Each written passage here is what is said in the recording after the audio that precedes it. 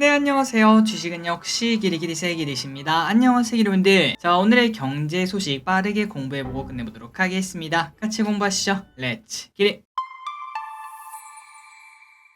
첫 번째입니다. 어제 미국은 또 상승. 어제 미국 증시는 소폭 상승 마감했습니다. 이 와중에 엔비디아는 여전히 저평가다라는 이야기가 나오면서 또다시 신고가를 내는 걸 확인할 수 있었다고 해요. 그래서 우리가 이걸 보면은 야, 이거 옛날에 그 에코프로랑 에코프로빔이랑 비슷한 거 아닌가 라는 생각이 드는데 어쨌든 쭉쭉쭉 올라오고 있는 걸 확인할 수 있고, 그렇다면 미국 증시가 이렇게 상승한 이유가 뭔가 봤더니 어제 공개된 지표가 있었어요. GDP, 그 다음에 고용지표. 그런데 이 두 개가 또 부진한 흐름이 나타나며 투자자들이 이상한지 아니면 내가 이상한지 모르겠지만 야, 지표가 부진하네, 금리 못 올리겠다라고 하며 매수를 하는 걸 확인할 수 있다고 합니다. 그리고 이 와중에 국채금리도 당연히 하락하겠죠. 그래서 이런 모습이 나타나고 있는데 과연 앞으로의 증시 전망은 어떨지 일단 저 기릿은 추가 상승 기대감을 가지고 지속적으로 공부해 보도록 하겠습니다. 다음입니다. 연말 S&P 500 5,000 간다. 모건 스탠리가 최근 급등하는 증시에 올라타는 모습입니다. 앞으로 S&P 500이 5,000에 육박할 수 있다고 하는데요.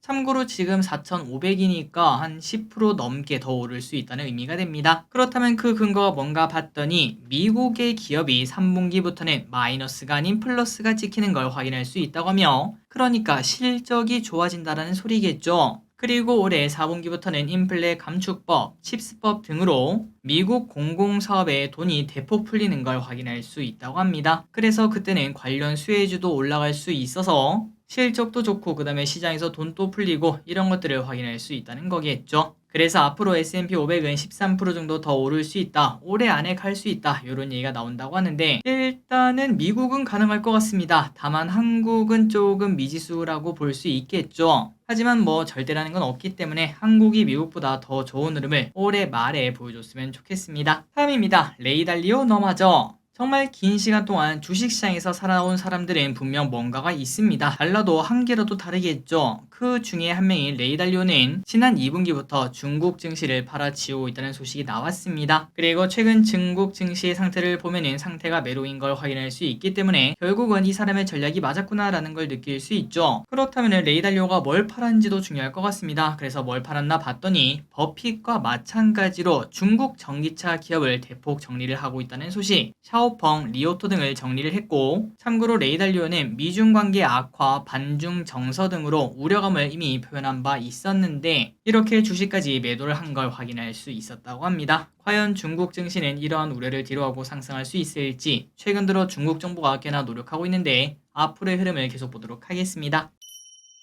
다음입니다. 마리화나가 타이레놀급. 야, 오늘 되게 충격적인 소식 중 하나였죠. 저 기를슨 이게 어디서 나온 말인가 하고 미국에서 나왔다길래 뭐 당연히 뭐 주 중에 51개인가요? 주가 있죠. 그 중에 한 곳에서 말했겠구나라고 생각을 했는데 그런데 정말 대여급입니다. 미국 보건당국에서 대만은 타이레놀 수준으로 취급해라 이렇게 권고를 냈다는 소식입니다. 그나저나 갑자기 미국 보건당국이 왜 이러나 봤더니 작년에 바이든 대통령이 대마의 마약류 등급 재검토를 지시한 바 있는데 그 결과가 이제서야 나왔다고 하네요. 그래서 이제 앞으로 미국에서는 대마가 덜 위험한 마약이라고 볼 수 있는데 뭔가 좀 뭐 이상하죠. 덜 취하는 음주운전 뭐 그렇게도 볼 수 있겠지만 어쨌든 이러한 가능성에 미국에서도 그렇고 그리고 오늘 우리나라에서도 대마 관련주가 좋은 흐름을 나타냈습니다. 하지만 왼쪽에 보다시피 마지막에 쭉 빠지는 흐름을 나타냈죠. 결국은 이렇게 대마 관련주가 잠시는 올라갈 수 있어도 우리나라가 대마를 합법화하려면은 아마도 전 세계에서 가장 마지막 나라일 수도 있겠죠. 그 정도로 보수적인 나라라고 볼 수 있기 때문에 이러한 테마주는 이러한 흐름이 나타날 수 있겠구나 라고 생각하고 그냥 무시하는 게 좋다고 생각합니다. 다음입니다. 출산율은 계속 급락합니다. 지난 2분기 출산율이 어떻게 보면 뭐 당연하다고 볼 수 있겠죠. 사상 최저인 0.7명이라고 하며 이로써 상반기만 보자면 이미 작년보다 6%나 낮은 그러한 수치를 나타내고 있다고 합니다. 물론 이러한 저출산이 하루 이틀 일이 아니죠. 그래서 벌써 유치원생이 5년 전에는 63만 명이었는데 그런데 올해는 52만 명밖에 안 되고 이러면 결국 한 5년 지나면 한 40만 명 그 정도의 숫자까지 볼 수 있을 것 같습니다. 다만 이런 이야기가 나오니까 아이러니하게도 최근 저출산 관련 정책이 나오지 않았겠습니까? 아마도 추가적으로 더 나올 것이다. 여기에 베팅을 하는 건지 키즈 관련주는 오늘 조금 좋은 흐름을 나타내면서 마무리가 된 걸 확인할 수 있습니다. 다음입니다. 5분이면 충전 가능해요. 전기차의 가장 큰 단점이죠. 충전 시간. 이것 때문에 수소차가 더 좋다. 내연기관이 더 좋다. 이런 의견도 많은데요. 하지만 실리콘 음극재를 사용하게 되면은 5분 만에 충전할 수 있다고 합니다. 자, 그나저나 도대체 무슨 기술을 썼길래 이렇게 되나 봤더니 매우 심플합니다. 지금은 흑연 음극재를 쓰고 있는데 여기에 실리콘만 5%만 첨가하면은 충전 시간 감소는 물론 주행거리까지 늘어나게 되는 효과를 볼 수 있다고 합니다. 그리고 중요한 건 이거겠죠. 보통 이런 기술은 상용화가 되려면은 최소 몇 년에서 길면 10년 이런 얘기까지 나오는 걸 확인할 수 있는데, 그런데 이 기술은 당장 내년부터 가능할 것으로 보인다고 하니까 당장 코앞이라고 볼 수 있고, 그리고 참고로 이 기술을 바탕으로 상용화 단계로 이른 곳엔 대주전자 재료가 있다고 하니까 참고하시면 좋을 것 같습니다. 다음입니다. 흑연 관련주가 상승한 이유. 어제 오후에 갑자기 이 소식이 떴습니다. 최근 들어 뭔가 이러한 테마일종 관련된 이야기가 많이 뜨는 것 같습니다. 어쨌든 어떤 이야기가 떴나 봤더니 바로 2차전지 음극재 핵심 소재, 방금 봤었죠. 원래는 흑연이었습니다. 이 친구를 우리나라에서 국산화하기 위한 노력을 하고 있다. 이런 얘기가 나오면서 관련주가 오늘 급등하는 모습을 나타냈습니다. 여기서 조금만 더 보자면은 일단 흑연이 천연 흑연이 있고 그 다음에 인조 흑연이 있다고 하는데요. 그런데 당연하게도 천연이 항상 좋겠죠. 그리고 이 천연 흑연은 우리가 지금까지 중국 의존도가 거의 100%에 달했다고 하는데, 하지만 미국의 IRA 법안도 있고 그리고 또한 중국과의 사이도 혹시나 나빠지면 어떡할까 이런 걱정도 있다 보니까 국산화를 하겠다 이러한 결정을 내린 걸 확인할 수 있습니다. 그래서 앞으로 가평을 포함한 전국 3개소의 흑연 광구를 대상으로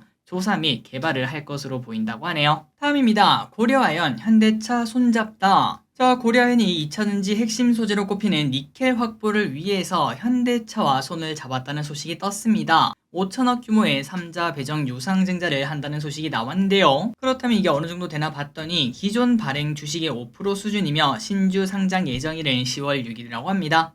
자, 그렇다면 당연히 큰 소식이겠죠. 다른 기업도 아니고 현대차니까요. 그런데도 불구하고 오늘 주가는 빠지는 걸 확인할 수 있고, 그런데 여기서 뭔가 합리적인 의심은 해볼 수 있습니다. 그 전부터 이미 4거래일 전부터 주가가 상승하는 걸 봤을 때, 야, 이거 아는 사람은 알고 있었구나. 결국은 이제 뉴스가 뜨니까 나는 몰랐는데 뉴스에 팔아라가 나왔구나 라는 이야기를 해볼 수 있을 것 같습니다. 물론 이거는 또 그냥 단순한 음모론일 수도 있겠죠. 이렇게 주가가 애매했던 이유 중 하나는 니켈 재련소를 또 본격 가동하려면 시간이 많이 남지 않았겠습니까? 그렇기 때문에 조금은 호재가 좀 낮았다, 호재 강도가 그렇게 강하지 않았다라고 볼 수 있고, 그리고 신주 발행가액이 50만원으로 지금 가격보다 낮은 걸 확인할 수 있습니다. 그러다 보니까 실망감이 나온 걸 확인할 수 있다고 하네요.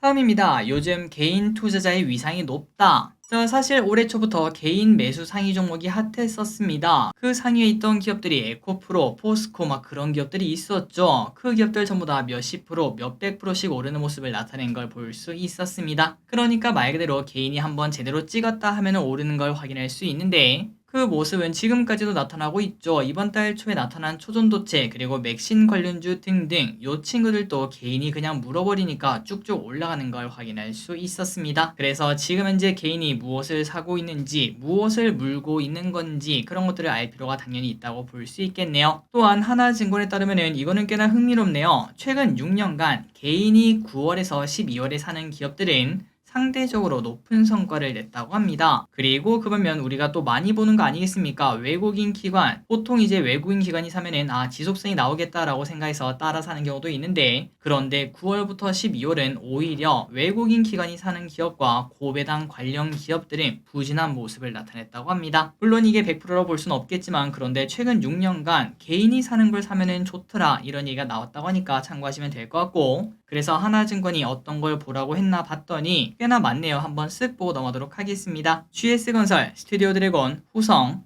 천보, CJENM, LG화학, 하이트진로, 성일하이텍, 롯데에너지머티리얼즈, LNF, LG생건, LG노텍, 하나솔루션, 카카오, SK이노베이션, 덴티움, 한솔케미칼, 대용제약, 이마트, 이러한 기업들을 관심 있게 보라고 합니다. 다음입니다. 50년 주담대 결국은 바로 칼질이 된다는 소식. 자, 50년 주담대가 인기가 있었던 이유가 뭘까요? 맞습니다. 대출 한도가 늘어나게 되어서 영끌족이 많이 몰린 걸 확인할 수 있었죠. 그런데 이 부분이 우려가 된다는 이야기가 나온 지 얼마 되지 않았는데 어느덧 나이 제한은 물론 그리고 앞으로는 50년 주담대를 하더라도 DSR 산정 시는 40년을 기준으로 계산을 한다. 이런 얘기까지 나왔습니다. 그러니까 앞으로는 50년짜리를 한다고 하더라도 대출 한도는 크게 늘어나지 않다라고 볼 수 있고 금융당국은 최대한 빨리 시행해 달라 이렇게까지 요청을 했다고 하니까 진짜 얼마 남지 않았다라고 볼 수 있겠죠. 며칠 안에 많은 은행들이 이렇게 조정할 것을 생각을 해볼 수 있습니다. 혹시나 부동산 계획이 있고 연끌 계획이 있다면 빠르게 알아보시면 좋을 것 같네요. 다음입니다. 현대차 SUV 대란. 대박입니다. 우리나라에서는 현대차 판매가 그렇게 핫한지는 모르겠는데 그런데 미국에서 SUV는 못 파는 수준이라고 합니다. 바로 이것 때문에 기관들이 연일 매수 리포트를 쓰는 걸까요? 그리고 이 와중에 잘 팔린 게 뭔가 봤더니 아까 말씀드렸다시피 SUV라고 하며 여기에 대비해서 앞으로 수출 물량도 늘리고 현지에서도 생산 라인을 증가시킬 예정이라고 합니다. 그렇다면 지금 판매량 어떤가 봤더니 투싼이 가장 많이 팔리고 있다고 합니다. 한 달에 17,000대나 팔고 있다고 하며 그리고 이어서 산타페, 팰리세이드, GV70 이렇게 팔고 있다고 하네요. 다음입니다. 삼성 로봇의 진심이라고요. 삼성전자가 AI를 탑재한 휴머노이드 로봇의 진심이라고 합니다. 어떻게 앞으로 투자할 건가 봤더니 앞으로 휴머노이드가 개발되면은 반도체 생산 공장에 투입하겠다 이런 계획을 밝혔다고 하네요. 또한 올해 초에는 휴머노이드 로봇의 강자라고 볼 수 있겠죠. 레인보우 로보틱스 여기에 투자하는 걸 확인할 수 있었는데 지속적으로 관심을 내비치는 걸 볼 수 있었습니다. 그리고 또한 25년에는 로봇계를 삼성전자 각 라인에 투입해서 인력 부담을 덜겠다 이러한 계획도 최근 나오고 있다고 하니까 오늘 로봇주 매우 좋은 흐름을 나타냈고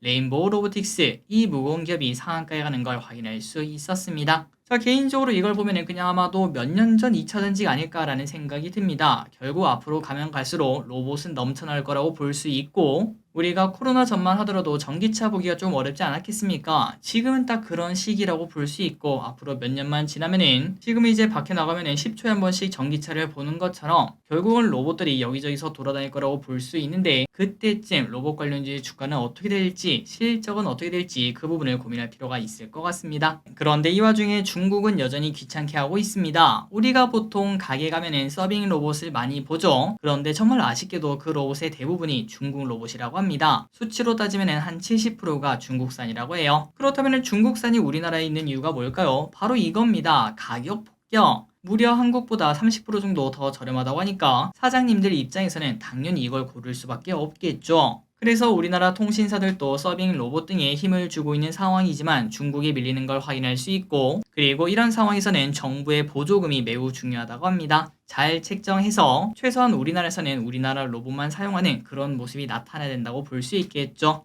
어쨌든 모두가 만족하는 좋은 정책이 나오길 진심으로 바랍니다.